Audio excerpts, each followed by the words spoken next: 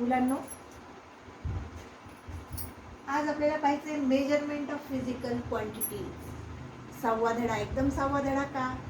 कारण बऱ्याच मुलांच्या रिक्वेस्ट आल्यात की मॅडम जो चालू आहे आमच्या शाळेमध्ये त्याच्यातल्या फिजिक्स नव्याने आलेलं आहे आणि फिजिक्स नव्याने आल्यामुळं काय होतं, काही कन्सेप्ट लवकर क्लिअरच होत नाही. शिक्षकांनी शिकवल्यानंतर सुद्धा पटकन त्या गोष्टी आठवत नाहीत, ते शब्द लक्षात येत नाहीत आणि मग नेमकं कशाला काय म्हणायचं हे सुद्धा कळत नाही. सो तुमच्यासाठी आपण चॅप्टर काय करतोय, मेजरमेंट ऑफ फिजिकल क्वांटिटी आज सुरू करतोय. लक्ष द्या. सगळ्यात पहिल्यांदी फिजिकल क्वांटिटी म्हणजे काय हे आपल्याला शिकायचं. What is mean by physical quantity? इथे काय लिहिलंय मी? Physical quantity is the property of material. काय आहे ही? प्रॉपर्टी आहे. Property of material on substance which can be measured. आपण गणितामध्ये पाहतो, आपण काय मेजर, इंग्लिशमध्ये तुम्हाला शिकवलेलं असतं बघा, काय मेजर करू शकतो, काय मेजर करू शकत नाही, आहे की नाही. मेजर आपण वजन एखाद्या, आता हे पेन आहे, या पेनची लेंथ मेजर करू शकतो, या पेनचं वेट मेजर करू शकतो, हो की नाही. तर हे काय आहे? ही फिजिकल क्वांटिटी आहे. पण समजा मी म्हटलं आज मी खूप आनंदी आहे, आय एम व्हेरी हॅपी, याला मेजर करून दाखवा बरं. No, I can't measure. का बरं? कारण ही फिजिकल क्वांटिटीच नाही आहे. हा आनंद, दुःख, काही ज्या गोष्टी आहेत ज्यांना आपण मेजर करू शकत नाही ते फिजिकल क्वांटिटीमध्ये येत नाही. मग फिजिकल क्वांटिटी काय आहे? असं सबस्टन्स आहे, असं मटेरियल आहे की ज्याला आपण मेजर करू शकतो, हो की नाही. तर त्याची डेफिनेशन आपण काय करू शकतो? फिजिकल क्वांटिटीची is the property of material or substance which can be measured. मग मेजर करणं म्हणजे काय? आता लक्ष द्या. समजा मी लिहिलं x इज इक्वल टू 10. अजून एकदा लिहिलं x इज इक्वल टू 10. अजून एकदा लिहिलं x इज इक्वल टू 10. काय आहे? तुम्ही म्हणताल हे x म्हणजे 10 आहे, तिन्हीही सारखे आहेत. काय तुम्ही काय लावू शकतात? फक्त ही त्याची व्हॅल्यू आहे हे तुम्हाला माहिती आहे. x ची व्हॅल्यू 10 आहे, या x ची व्हॅल्यू 10 आहे, या x ची व्हॅल्यू 10 आहे. पण हे काय आहे? जर तुम्हाला हे समजायचं असेल तर त्याच्या पुढे काहीतरी आपल्याला लिहिलेलं असलं पाहिजे. समजा इथे आपण l लिहिलं, x ची व्हॅल्यू आपण काय लिहिली आहे? समजा m लिहिली, म्हणजे याला काय म्हणलेलं आहे? मीटर. मग आपल्या काय लक्षात आलं? x हे काय आहे? लेंथ मोजण्यासाठी. x काय आहे? x ची आपण लेंथ मोजतोय किंवा डिस्टन्स मोजतोय. कशामध्ये मोजतोय? मीटरमध्ये मोजतोय.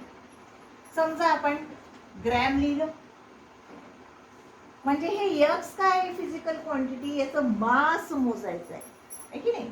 हे ग्राम मध्ये आपण जे लिहिलं हे काय झालेलं आहे? आपण याचं काय मोजतोय? मास मोजतोय. आणि हे x जे आहे ह्याची व्हॅल्यू 10 आहे आणि इथं जर s लिहिलेलं असेल तर आपण इथे काय मोजतोय? सेकंद आहे हे, आणि इथे आपण मोजतोय टाइम. म्हणजे तुमच्या जे केव्हा लक्षात येईल हे x काय आहे? ज्यावेळेस याची व्हॅल्यू आणि ज्यावेळेस याचं युनिट, म्हणजे हे काय आहे? m g s वगैरे हे काय लिहिलेलं आहे? ज्या व्हॅल्यूच्या पुढे आपण काय लिहिलेलं आहे? तर हे लिहिलेले आहेत युनिट. याला काय म्हणलेलं आहे? युनिट म्हणजे. लक्षात आलं? तर हे मीटर, ग्राम, सेकंद हे झाले युनिट. युनिट अजूनही आहे. हे सगळं मोजण्यासाठी यांना आपण, त्याच्यासाठीच यांना सुद्धा आपण फिजिकल क्वांटिटीज असं म्हणलेलं आहे. एक्झाम्पल मी आत्ताच का नाही सांगितलं? या डेफिनेशन नंतर का नाही सांगितलं? बिकॉज हे जेव्हा आपल्या लक्षात येईल, हे आपण व्हॅल्यू मोजतो एखाद्या वस्तूची, एखाद्या मटेरियलची, एखाद्या सबस्टन्सची, त्यावेळेस त्याच्या समोर जे काही लावावं लागतं त्याला आपण युनिट म्हणतो. आणि ते मोजण्यासाठी म्हणजे लेंथ मोजण्यासाठी युनिट लागतं, मास मोजण्यासाठी युनिट लागतं, टाईम मोजण्यासाठी युनिट. नुसतीच व्हॅल्यू सांगून गरजेचं नसतं, उपयोगाचं नसतं, तर त्याला सांगावं लागतं काय, व्हॅल्यू प्लस युनिट. आणि मग त्याच्यावर आपल्या लक्षात येतं फिजिकल क्वांटिटीज. म्हणून या दोन्हीला मिळून काय म्हणलेलं आहे, मॅग्निट्यूड. हा पण एक नवीन वर्ड आहे, नवीन आलेला आहे. फिजिक्स शिकायचं म्हणलं की एकदम हे बेसिक आहे. तुम्हाला 11वीला तुम्हाला जे काय याच्यावर आधारित जो लेसन आहे ना, तो खूप मोठ्या प्रमाणात दिलेला आहे. तर हे जे बेसिक आहे ते बेसिक सगळं माहीत पाहिजे तुम्हाला. आणि त्याच्याकरता इथून सुरुवात आहे. Measurement, unit, physical quantities, magnitude, scalar quantities. आता पुढे पुढे तुम्हाला येत राहणार. आणि जसं जसं तुम्ही शिकत जाताल तसं तसं तुम्हाला काय होतं, हे नेहमीच होऊन जातं आणि मग लक्षात राहून जातं नेमकं काय आहे. फक्त तुम्ही काय करा, अटेन्शन द्यायला. मॅग्निट्यूड कशाला म्हणलेलं आहे, आपण जेव्हा एखाद्या मटेरियलची, एखाद्या सबस्टन्सची व्हॅल्यू प्लस युनिट डिनोट करतो, सांगतो, त्यावेळेस त्याला काय म्हणलेलं आहे, मॅग्निट्यूड म्हणलेलं आहे. त्याचं लक्षात आलं. तर हे आपण मॅग्निट्यूड पर्यंत आलेलो आहे. त्याच्यानंतर आपल्याला शिकायचं आहे स्केलर क्वांटिटी, वेक्टर क्वांटिटी. तर ते एकदा बघू आपण. फिजिकल क्वांटिटी आत्ताच पाहिलं, काय याचं एक्झाम्पल आहे, मास, लेंथ, टेम्परेचर. त्याच्यानंतर बघितलं unit, metre, second, kilogram, etcetera, अजून जास्त आहे. मॅग्निट्यूड काय आहे, मॅग्निट्यूड कशाला म्हणलेलं आहे, ज्या फिजिकल क्वांटिटीज कळायच्या असतील तर त्याला काय करावं लागेल, व्हॅल्यू प्लस युनिट दोन्हीही द्यावे लागतील. तेव्हा त्या फिजिकल क्वांटिटीला, फिजिकल क्वांटिटीचं मॅग्निट्यूड असं म्हणलो आपण. आता आपल्याला शिकायचं scalar quantity, vector quantity. Scalar quantity काय आहे आणि वेक्टर क्वांटिटी काय आहे. ह्याच क्वांटिटी ज्या आहेत फिजिकल क्वांटिटी, जे मास, लेंथ, टेम्परेचर, त्याच्यामध्ये डिफरन्शिएशन, त्याच्यामध्ये प्रकार दोन पडतात. एक आहे स्केलर क्वांटिटी आणि एक आहे वेक्टर क्वांटिटी. आता बघा, स्केलर क्वांटिटी ज्याच्यामध्ये फक्त मॅग्निट्यूड एक्सप्रेस केलं जातं, ज्याच्यामध्ये काय होतं. आता हे फिजिकल क्वांटिटी, स्केलर क्वांटिटी आहे. त्याचं आधी बघू डेफिनेशन काय आहे, की it can be completely expressed by it's magnitude alone, called as scalar quantity. म्हणजेच काय, लेंथ, ब्रेथ, एरिया, मास, टेम्परेचर, डेन्सिटी, टाईम, वर्क, ह्या सगळ्या गोष्टीला काय करावे लागते, फक्त व्हॅल्यू सांगावी लागते. म्हणजे आता समजा आहे मास, बघा मासमध्ये काय आहे, व्हॅल्यू काय आहे. समजा 2 किलो शेंगदाणे आहे, तर व्हॅल्यू काय आहे 2 आणि युनिट काय आहे किलो. मास कळालं तुम्हाला की 2 किलो शेंगदाणे, तर इझिली तुमच्या लक्षात येतं की 2 किलो शेंगदाणे आहेत. हो, 2 किलो शेंगदाणे आहेत, की तुमच्या डोळ्यासमोर सुद्धा 2 किलो शेंगदाणे येतात अगदी समोर.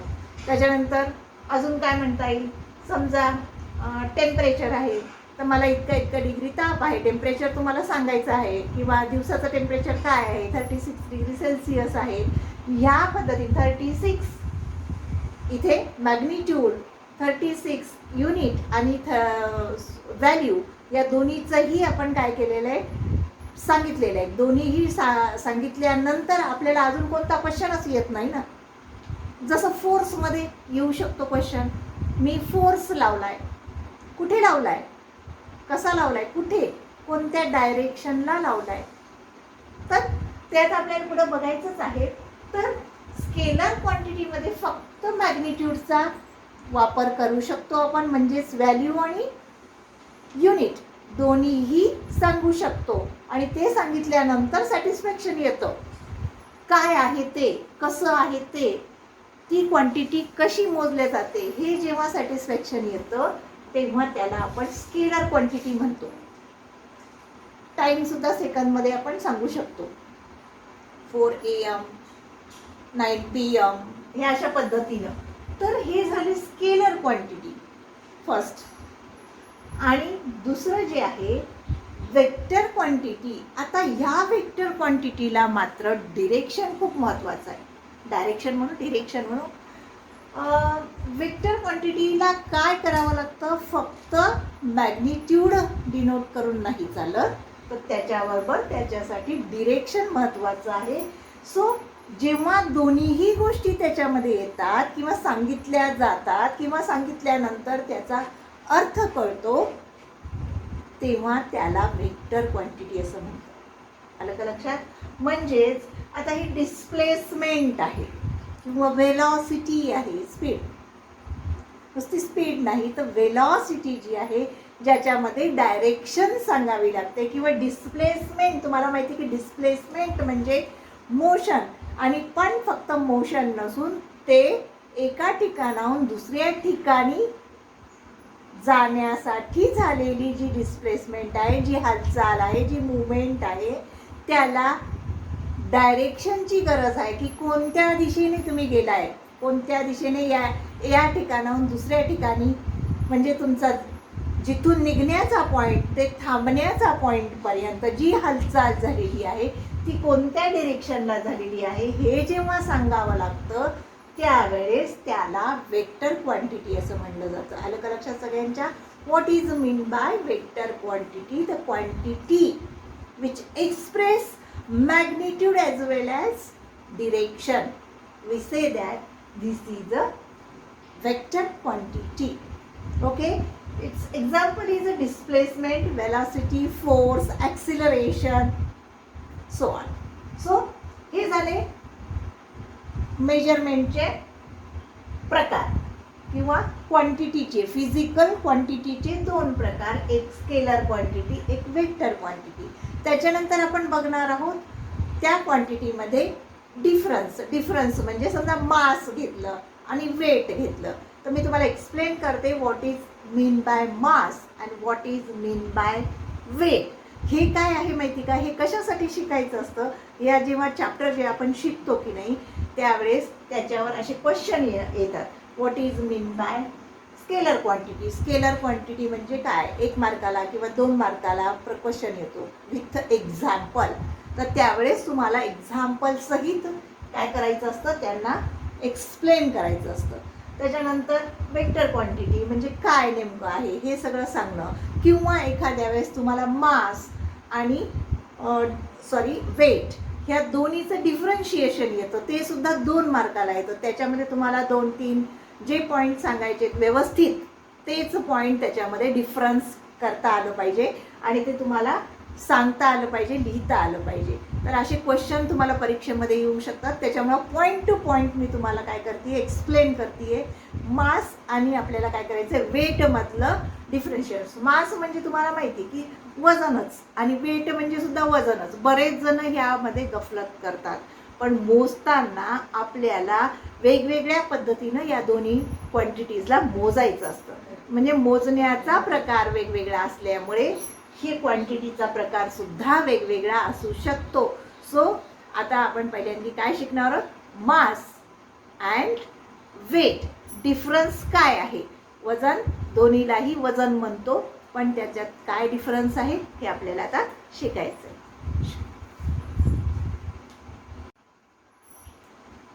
आता आपला जो नेक्स्ट पॉईंट आहे, this is called as a mass and weight. मी तुम्हाला आता सांगितलं होतं की मास आणि वेट याच्यामध्ये फरक आहे. म्हणजे सगळ्यात महत्त्वाचा point mass. Mass is called as the amount of matter present in the substance. Matter जेवढा त्या सबस्टन्समध्ये प्रेझेंट आहे. मॅटरची प्रॉपर्टीसुद्धा तुम्हाला माहीत आहे.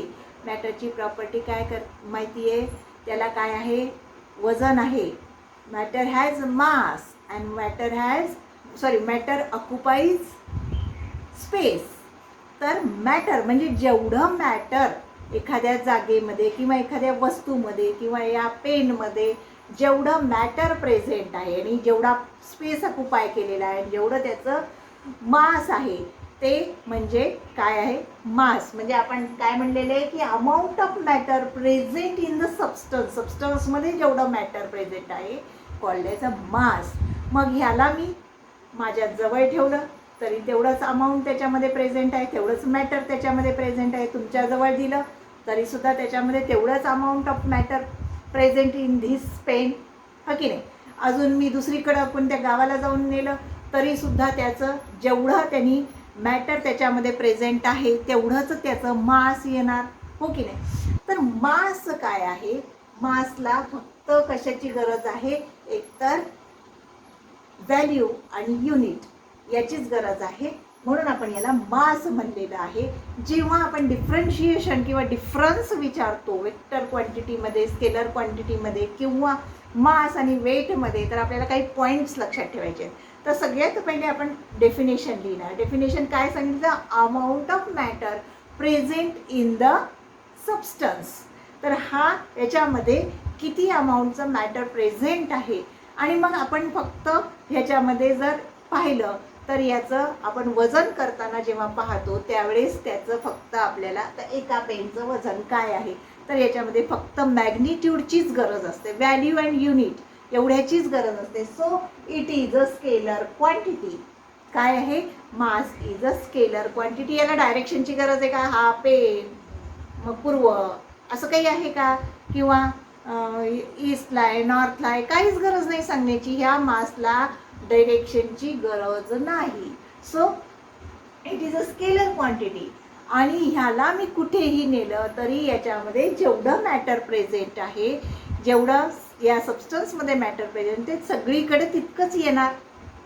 वर्ल्डमध्ये मी कुठेही हा पेन घेऊन गेले आणि कुठेही त्याचं मास काय केलं, काउंट केलं तरी तेवढंच मास येणार. म्हणून आपण काय म्हणतो, याला जे जिकडं कुठे वर्ल्डमध्ये आपण नेऊ तर ते सगळीकडे सेम असणार आहे.